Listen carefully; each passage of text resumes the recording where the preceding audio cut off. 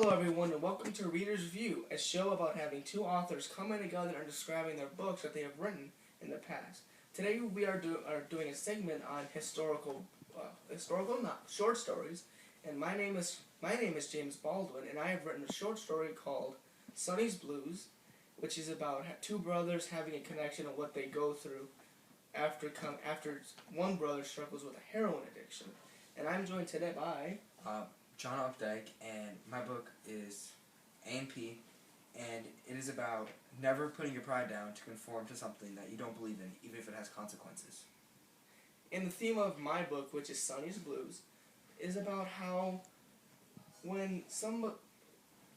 never letting yourself lose your dreams in your sights, because what you believe in is your dreams, and when you let those go, you forget yourself. And in Sonny's Blues, Sonny, even though he comes out of prison, he's always had this love for being a pianist.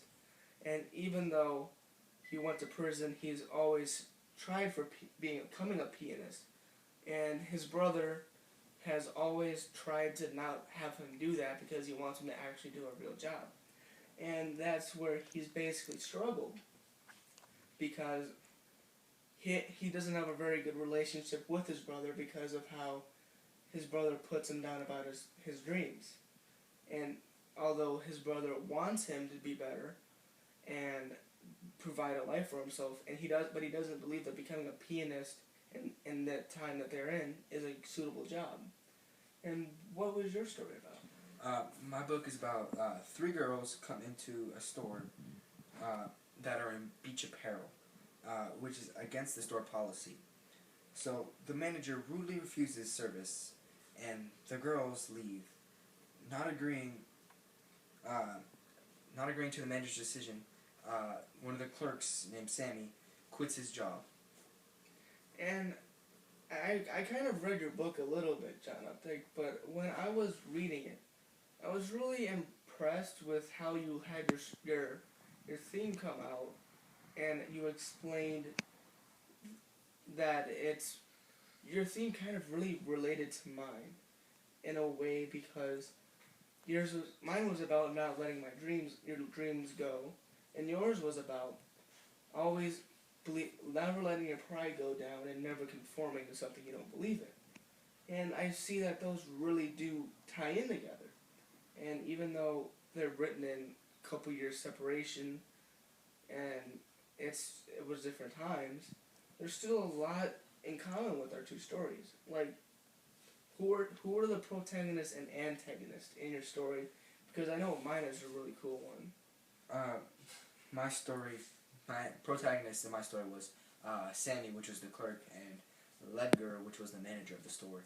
And both of our stories have the moral of don't let other people take you down. Do what you want to do.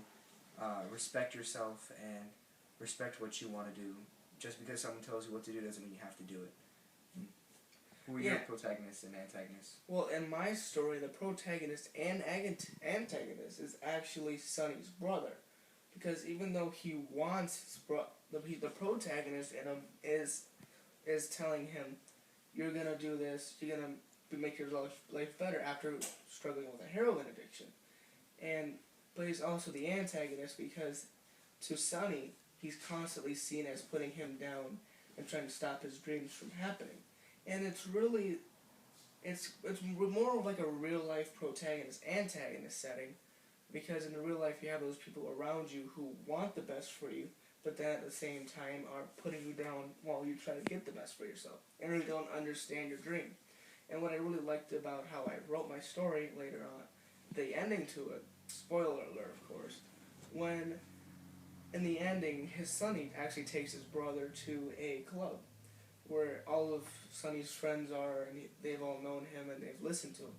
And Sonny's brother goes there for the first time to listen to Sonny, and he's greeted by all of Sonny's friends there who basically greet him and tell him that his brother has huge talent. And then he still was kind of a little weary and cautious of it. But then he sat down and actually listened to his brother play, and it really it blew his mind, and he finally understood why his brother wants to do it. Because he has such a raw talent for him. And he's practiced over the years. And it's after reading, the story is really about a development of character and how to deal with real life situations. And what was your books like characters wise? My book was pretty much, the characters in it were Sammy, Ledger, and two other friends, and the three girls, of course, that were against the store policy. And Sammy believed that the manager did things the wrong way. He completely refused service instead of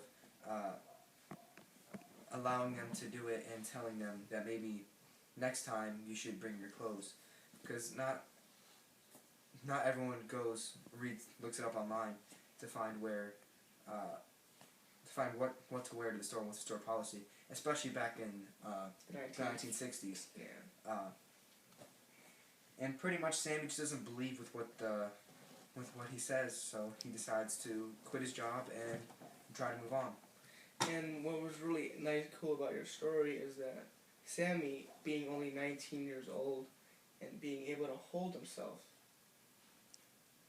and it was like he really did a good job by that, because it was like he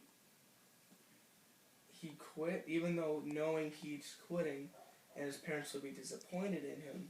He's keeping his pride. Yeah, he didn't let himself go because of that. And that's where a respect is built, because the manager was like, "Why are you quitting?" And he was, from when I was reading it and what I took from it. And it was really cool how the plot developed and everything like that. And it was a really cool experience to read your book.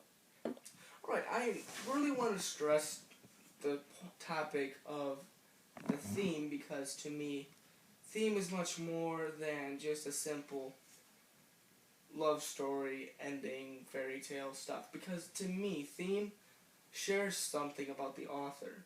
And growing up, because I'm not only a man of color, but I was sexually confused. Not that that makes me a bad person, just that doing it,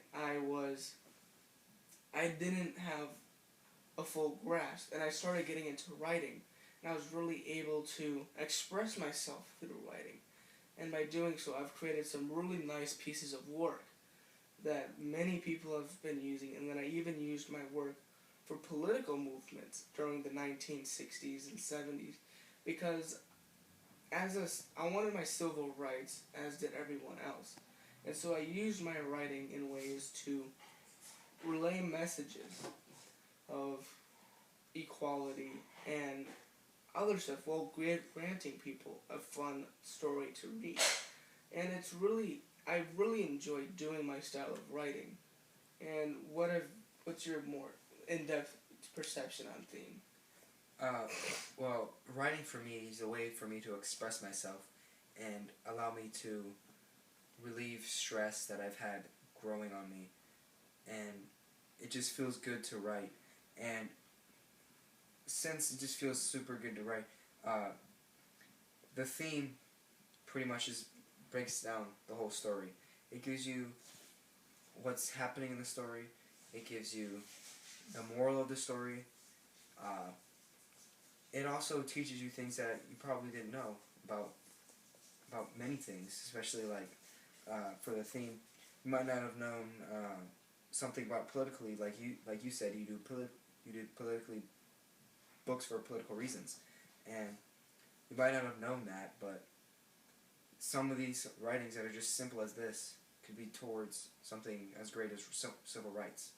Like, I remember looking at your book stuff, because I did my research, of course, and I saw one of your books was in 2008, or no, 2006, and it was of something to do with terrorists, and it was in response to the 9/11 attacks, and it was really just, I've seen all the pieces of work you've written, and it's really, really nice reading. And I've really enjoyed reading both your books and writing my style of books. And I love I just love themes. I've always loved writing and everything. And we're coming to the point in the show where we're running out of time. And I've really enjoyed talking to you, Mr. John Updike. But I don't want to be taking up too much of your time because I want you to get back into your books you're writing, as well do I. And so I just want to say thank you for coming on to Reader's View and taking time out of your day to come with us.